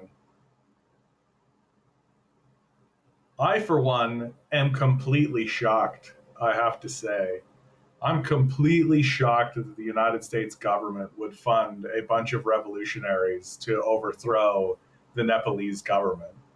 The Nepalese government, of course, being a democratic communist government. What? The United States would never do such a thing. Well, I remember when it was happening. There was a lot of people who were like, yeah, revolution, Gen Z revolution, One Piece. And I remember seeing it and being like, I bet that's the United States government co-opting imagery, right? Co-opting everything. So it wasn't a grassroots young generation thing. Nope. Once again, the answer is the United States government wanted to overthrow the Nepalese government. Well, I mean, yeah, now they'll just be abandoned. That to me, you're hitting on something that I've really noticed in the discourse a lot now, and I think it ties into the to two events that happened fairly recently in political history, which is the abandonment of Afghanistan and the abandonment of Ukraine. I think that these moments, the abandonment of Afghanistan and the abandonment of Ukraine, are reverberating heavily throughout the political atmosphere, the political scene. When people were negotiating with America and when America was saying things and talking to people, there was this sort of sense you could disagree with what the Americans wanted to do, but you could believe that they were going to follow through on the thing they said they were going to follow through on, right? When America goes into a place, America goes into a place. You can criticize George W. Bush for the war on Iraq, but he did everything he said he was going to do, right? So there's this idea of a dopey, incompetent, stupid America that, but at least they don't say one thing and then do another thing. Well, here they are with easily one of the most openly duplicitous leaders, perhaps in the nation's history, outright just pulling out and saying, yeah, Ukraine, we're done. And right before him, Biden pulled out of Afghanistan. And so this is making a lot of world leaders and a lot of leadership within nations stand up and begin to question their relationship with the United States. I think the most obvious one that I've seen, the one that has been the most forceful, has been Japan. I think that Japan is absolutely going through an internal political upheaval where the Japanese government and the Japanese people are really reassessing their place in the world. And I mean, that makes all the sense in the world when you go and just take a look at a map for 2 seconds, right? Like, that's America. Japan since World War II has been a vassal state of America. But here's China, here's Japan. China has really just now risen from the ocean like a Godzilla monster and blown fire into the sky, and has now just settled in and is surveying its surroundings. That's essentially the position China is in right at the moment, as this gigantic leviathan surveying all that lays before it. And the Japanese are correct to be having a little panic about it, especially because the Chinese are beginning to produce media and make cultural statements about what happened between China and Japan in World War II. Like, China's been relatively quiet about the Nanking Massacre. China's been relatively quiet about the events of World War II, right? And now it's beginning to assert it. Now it's beginning to make art about it. They just recently, they're making a video game about World War II in China from the Chinese perspective and the Nanking Massacre. Their military very recently just held a moment of silence in remembrance for the Nanking Massacre. XD writes, not quiet, drowned out by the US-led capitalist world. Oh yeah, okay. That's a fair thing to say, I think, XD. It's not that they've been quiet, it's that we haven't really been paying attention. And we haven't really been paying attention because who the shit cares about China? Well, we should. We should a lot. And because America has become an untrustworthy ally, like, if China invades Japan, will America have Japan's back? And a lot of people in Japan are starting to say no, right? Yeah, the US controlled most of the world's information landscape for a long, long time. Yeah, fair enough. Like, Japan is talking about remilitarizing, right? And again, it's hard to blame them. Like, it's hard to blame them. If I was living in Japan right now, I would be very, very, very, very skeptical of China. Just simply because of its size, just simply because of how quickly it grew, how strong its military became so fast. Like, the speed by which China did what it did is absolutely insane. Yeah, they basically helped and allowed Japan to disseminate their propaganda and soft power. Well, I mean, Japan's strategy post World War II was essentially to become super cute and kawaii, right? Like, to become like Mario. Yeah, while China is silenced. Yeah, that's fair enough. And if you ever had an interview, like Mark Wallace of 60 Minutes had an interview with the leader of China, and basically called it a dictatorship to his face. Long Defiant writes, did you hear about the Marxists in Ufa, Russia? Yeah. The Russians are rounding up Marxists.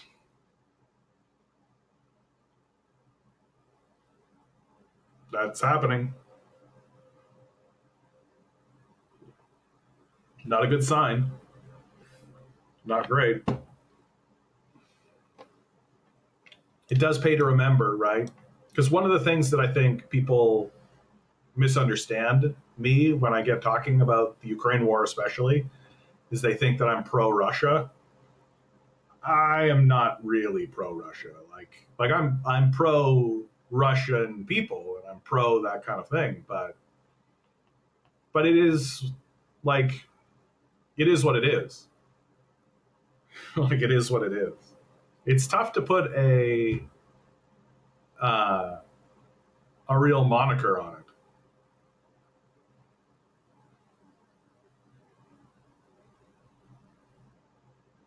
You got decades of prison time for having a book club. I mean, if I wanted to be generous, like granted they invited a former soldier into the group who turned them in. Like, yeah. Like I don't know enough about the story, but like yeah, don't be surprised if you're organizing a legitimate revolutionary threat, like arming yourselves, if the military doesn't show up and get you, right? Matthew, good to see you.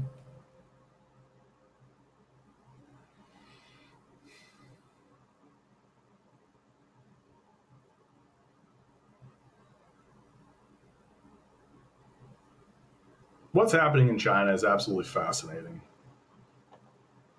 I wouldn't it be lovely if China could just manage to continue growing and continue developing and do so with a modicum of peace, right?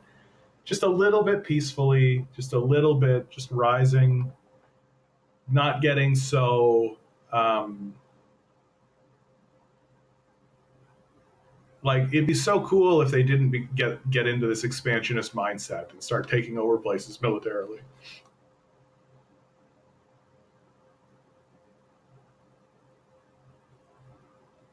Yeah.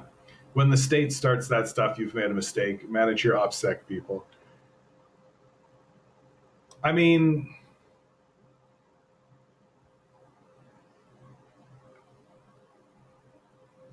it's tough right now. Like Russia's in a war, right? And wartime always has people in this. It always increases the hysteria. It always increases and it increases the amount that people are willing to tolerate from the amount of injustice that people are willing to tolerate from the state. That's why war is useful for the state. The state uses war as a tool in order to manage the populace all the time. In many ways, the Vietnam War was like that, right? You just have a good war, clear out your rabble, right? Get your poor people over to Vietnam, right? Have a good war, clean these kids out, and Russia and Ukraine. The Russia-Ukraine conflict is a serious conflict, and that means that the Russian state is willing to clamp down a lot harder. Like, I talk this way when I get talking about Stalin, right? Like, sometimes people will come in and they'll say stuff about Stalin, and I'll be like, yeah, but there's the Nazis, right? Like, the Nazis are real. And so, from like the Russian perspective, sure, there's like this Marxist book club that's like a revolutionary kind of group, but like, how do we know that's just not another one of these? How do we know it's not just like another US regime change front? Right? Like Russia for sure is definitely looking down the barrel of regime change efforts. How do we know? They keep talking about it. They keep saying it.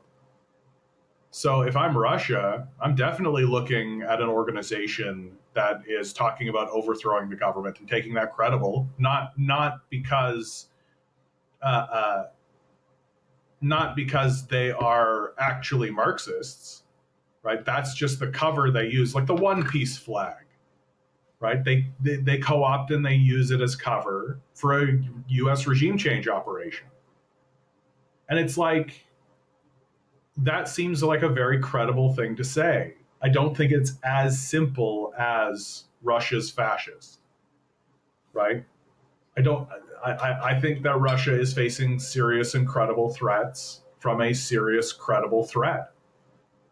And could Russia?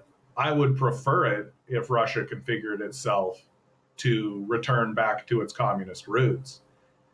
I would prefer it if I prefer it if the collapse of the Soviet Union never happened, if Gorbachev and his ilk hadn't destroyed their economy and destroyed their political system. Right? Sure. But an event like this, where the Russian government, in the middle of a war against the EU and against America, grabs some kids who are doing a Marxist book club, it's like it sort of reeks of a U.S. regime change operation. Like that's where my gut goes. It's not to say that Russia's good and that Putin's the king of the world or any of this kind of stuff, but it's like I get the sense from the Russian leadership that they are very pragmatic in the things that they do, and that they're not grabbing these kids because, oh, we got to get that Marxism out of here. I think they're grabbing those kids because they're like, yeah, we got to get that U.S. regime change operation out of here. And I think that there's a lot of credible evidence to show, credible recent evidence to show that America wants to do that.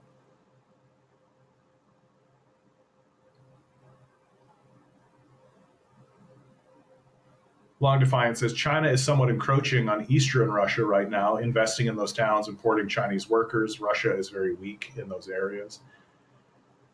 Yeah, that seems to be like China's MO, right? Like that China's growth strategy just seems to be economic.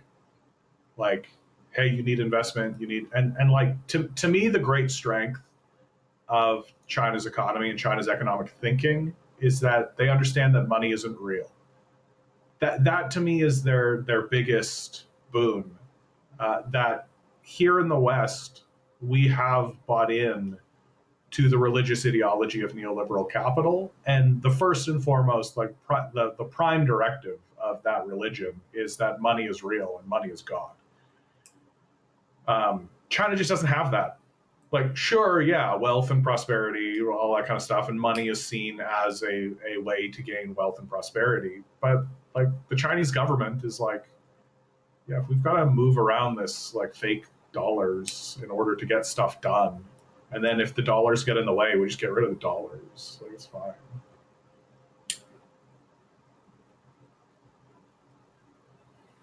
XD writes, Tsarist Russia carved those places off the Qing in the first place, which included Vladivostok, by the way.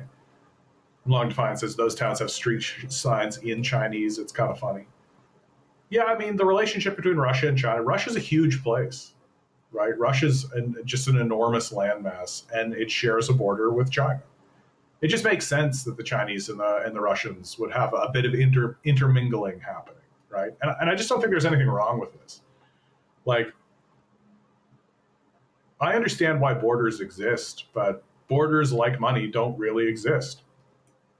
They're just a line that we draw in the sand in order to say, okay, if you're on that side of the line, you can take care of that. And if you're on this side of the line, we take care of this, right? And that's it. And so how many times have I said this on the stream? How many times? Over and over again. Border disputes are normal. Like, they are not to be treated as an egregious act of war from a side. Oh my God, I can't believe that. Can you? Oh my goodness. Like, border disputes are normal. They're the most normal thing in the world, right?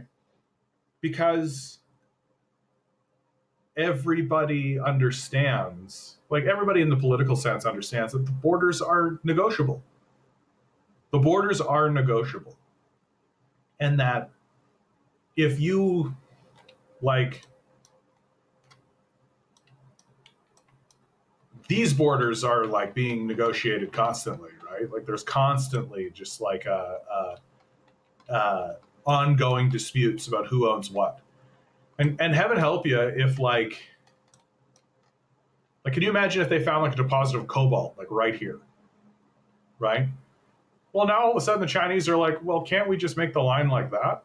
Can't we just take this line and just be like, oh, this line is part of China now, right? And if they go to the Russian government and they're like, hey, we found a whole bunch of cobalt here, can we just redraw that line and we'll give you something else? What do you want for that? Right? So borders are negotiable, and they're always negotiable, and especially when you're living in an environment where your borders were drawn by invaders, right? This is the case that Venezuela is putting forward. Venezuela is trying to take over a good chunk of Guyana. I'm of the opinion that Guyana should just go over to Venezuela. That they should the whole thing should just become a province of Venezuela. And Maduro and the Chavistas' entire argument is these lines were drawn by colonizers in the first place, right? And they were drawn by colonizers in order to make us weak. And that if we want to be strong to defend ourselves against these colonial forces, such as the United States, who's bombing fishermen off our coast, then we should group up. We should get rid of these borders, and we should have larger territories and larger resource claims to be able to create a stronger military front. It's like, yeah, too much oil in Guyana for a peaceful joining. We'll see. We'll see. I feel like the Chavistas are going about it exactly the right way.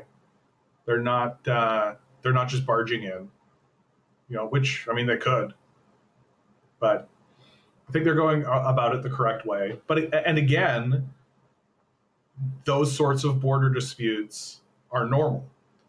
Like it's just very often the case that once we get into the conversation of border disputes, that villainy enters the conversation. Somebody has to be the bad guy, and the answer is that no, they don't. There's very rarely a bad guy in minor border disputes and in border disputes generally.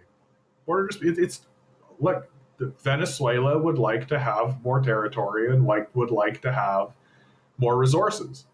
It doesn't make them villainous. They only become villainous if they go in with their military, blow everybody up, and take it, right?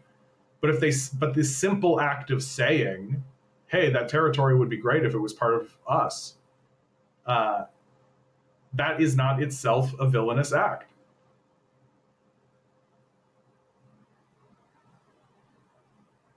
Yeah, they have an agreement to share the resource though, or they're creating one.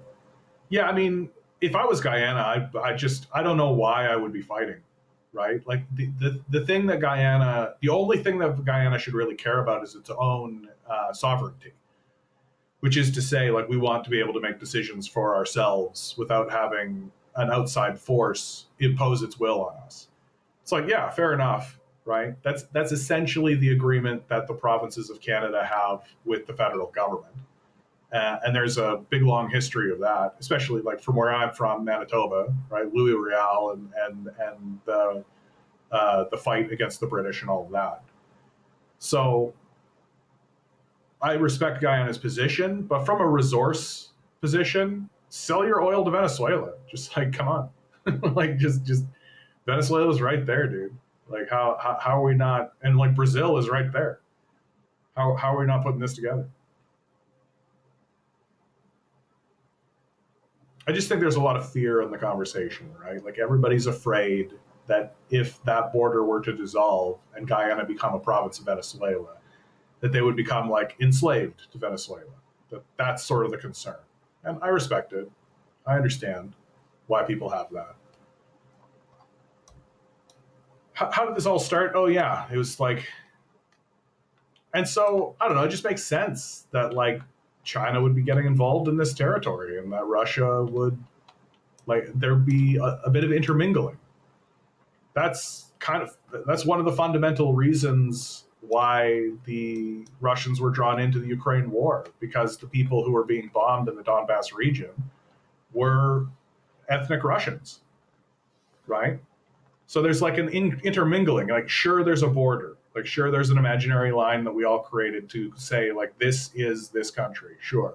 But there are people there, and they intermingle with one another, and they don't care about this invisible line, right? Like, if I lived in Luhansk and I found the absolute love of my life living in Donsk over here on the other side of the Russian border, I'm not going to let that stop me. Like some fucking invisible line drawn up by rich people who are dead.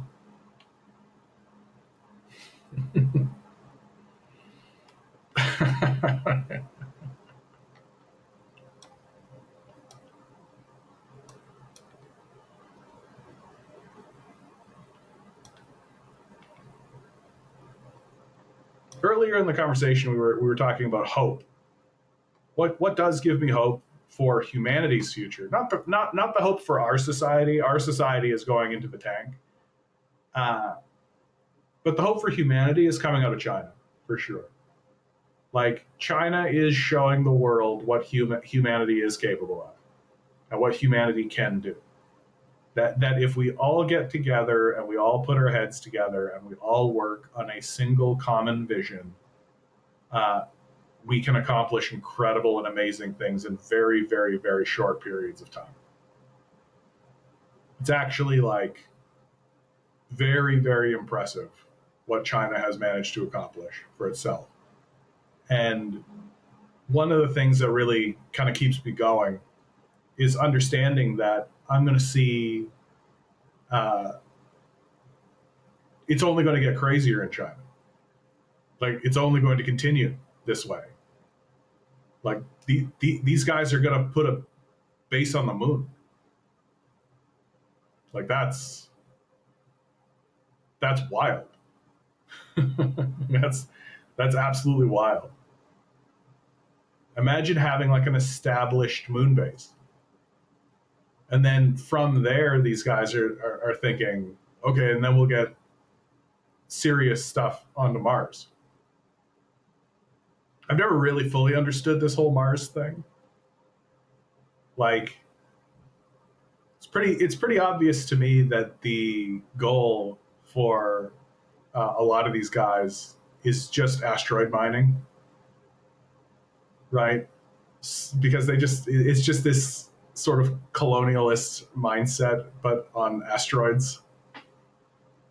We'll go to some asteroid belt and start mining an asteroid field, and then a bunch of aliens will show up and be like, "Oh, those are our eggs," and then we'll be like, "You eggs? These are fucking rocks, you fucking idiots!" And then we'll just open fire on the aliens and start like an intergalactic war because we're essentially space hillbillies.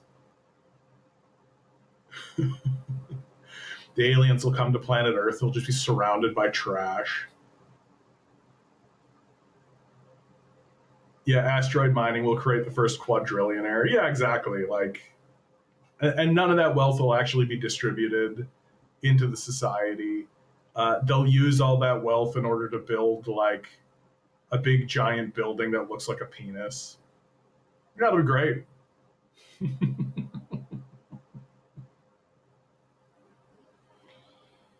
All right, guys. I think I'm going to close this one down a little early today.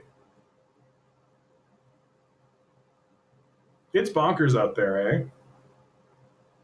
It's I don't know. It's silly. There's just kind of a silliness to everything that I know I have my usual send off, right? But really, like, just try to enjoy it. Really. Play that video game that you want to play. Don't feel like you need to be productive. Don't feel like you need to create something. Don't feel like you need to do any of that. Just enjoy yourself. Understand fundamentally and think about this. And really, really think about this. Because I think that this is true. And I think that this is probably the most helpful piece of advice that I think anybody could give anybody else. This is just a ride. You are just a visitor. You will go home. This is not your home. You're just on a tour. And yes, we could do better. We know we could do better. Yes, we could make this place a lot better. We're not going to. And so just enjoy the ride.